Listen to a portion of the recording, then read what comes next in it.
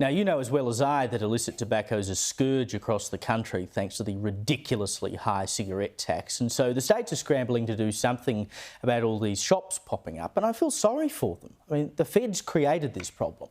Of course, the states are responsible for police and the like. So in New South Wales, the opposition has proposed rules to shut down dodgy shops for a month and give landlords the right to evict them. The Premier, Chris Minns, told 2GB yesterday he was open to tougher penalties.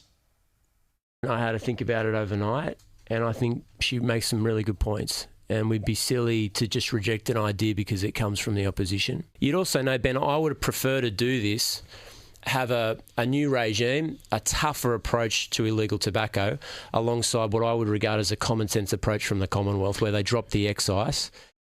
Well, the Minns government announced today that they'll set up a major task force that'll include police, health, fair trading, liquor and gaming and the Department of Communities and Justice. And journalist James Willis at the Daily Telegraph, he's been following these criminal tobacco gangs for a long time now. He's been breaking these exclusive stories all week and he joins me here at the desk. James, I'm glad I've got a kindred spirit in this matter because I've been banging on about it for so long and it's got to the point now where it's, you just can't deny there is a massive issue. Everyone can see it. So the Minns government says we'll set up this task force. What's it going to look like? Well, for the next few months, they'll have a look at how the new licensing policy is working, which began today. Caleb, we've allowed up until now businesses to just sell tobacco without having to apply for a licence, which is a dumb way of doing things. The number of tobacconists in New South Wales or tobacco businesses is now at 20,000. It's grown by 25% in the last 5 years.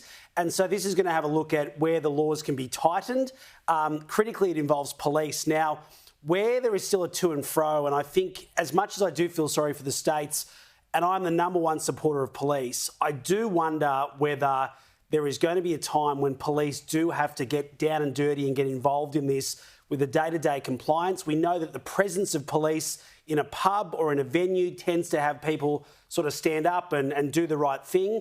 There's an argument to say that that could happen here. At the moment, it's left up to health bureaucrats. They're doing their best, but ultimately you're dealing with criminal gangs, which at one level leads to some of the baddest people in this country and overseas. And so therefore, why wouldn't law enforcement be more involved? Yeah, and I guess they'll have to be. And the point that Chris Minns has been trying to make is that this isn't a situation of his making. This is essentially a situation of the federal government's making with the stupidly high tobacco tax that is now in place. And it's $1.47 a cigarette or something stupid like that, right? And so it was fine to have compliance officers previously because they were able to deal with the problems that existed. Tax goes up. Problem becomes much bigger. Now they have to get the coppers in. But the coppers would much prefer to be investigating domestic violence and murder and other much more serious crimes than someone flogging a packet of cigarettes for $10. But what's Minns supposed to do about it? He's not getting any support from the feds. Well, this is a complete failure in public policy from the Albanese government. This problem has spiralled out of control under the last few years, under Mark Butler as Health Minister. Jim Chalmers now has a tax which was worth $16 billion in 2019-2020. And look, even if you don't smoke, you've never had a cigarette, you're saying, oh, look, if people want to smoke, stuff it, I don't care. You should care about the tax. Jim Chalmers at the moment is having a look around the cup tray in the car trying to find $1.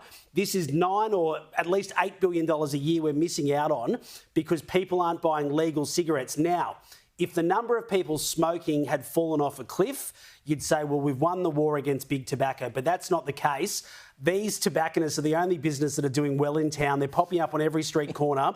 They're selling $10 smokes compared to $50 or $60 legal cigarettes. So no wonder people are picking the cheaper option. So you'd have to lower the excise dramatically to even get that price under control. But it has to start at the border. And the government, for everything Mark Butler said about we've spent more money on compliance, it's garbage when you actually break it down. What the states get individually to help them in this war is very little. Most of it goes to the bureaucracy. So it must start in Canberra. Just very quickly, we've only got a minute, but I read a report the other day that, in fact, people who smoke illicit cigarettes are more likely to smoke more cigarettes. I think it's 4 more a day is what the report says, because, of course, they're cheaper, so they sort of feel encouraged to do so.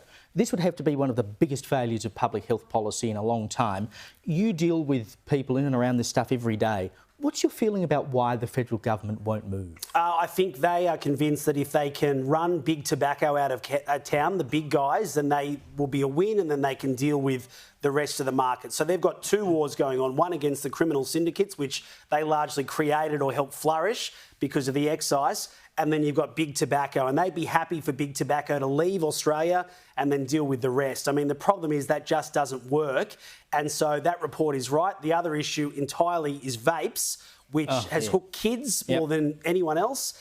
And so you've got this whole generation of people that, you know, we've just stuffed this up so badly. And as I say, it is a complete failure of public policy. Mark Butler, Anthony Albanese, Jim Chalmers, you've got a lot to answer for on this. Vape's another thing they refuse to regulate properly. You know, better the devil you know, I think. James, thank you so much for joining me.